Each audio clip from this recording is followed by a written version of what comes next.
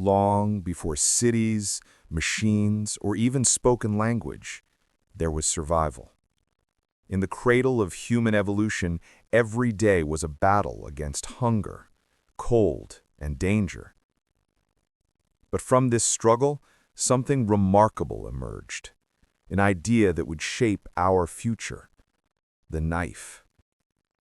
Before knives existed, early humans relied on natural tools: stones, shells, even animal teeth. These makeshift cutters were clumsy, fragile, and often dangerous. But necessity, as always, became the mother of invention. To hunt better, to prepare food faster, to survive longer, humanity needed something sharper, more efficient, more reliable. Somewhere between 2.5 and 3 million years ago, in the depths of the Stone Age, that need was met. Our ancestors discovered that by striking one stone against another, they could shape a sharp edge, a cutting tool. This was the birth of the first knife, made of flint, obsidian, or other hard stones.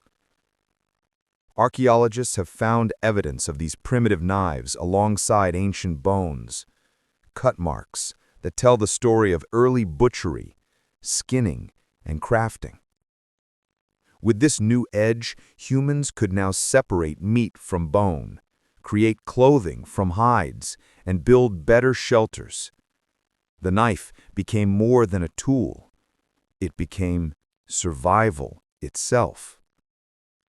From that first flint blade, a chain reaction began, the first spark of technological evolution. The knife wasn't just about cutting. It was about control. Control over nature, control over food, control over destiny. And from that point forward, the knife would evolve alongside humankind. The invention of the knife marked the dawn of innovation. But this was just the beginning. The story of how the knife transformed from stone to steel reveals the true genius of humanity. In the next chapter, we'll journey into the Bronze and Iron Ages, where knives became not only tools, but symbols of power and civilization.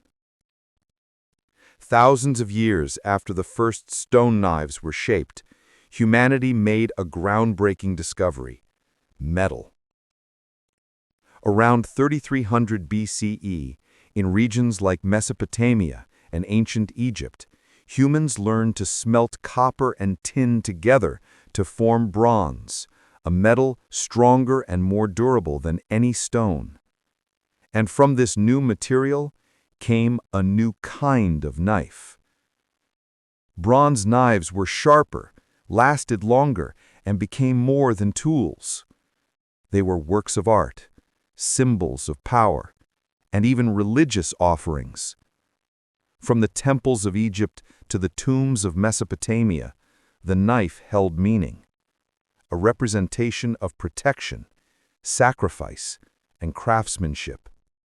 As metalworking advanced, knives diversified.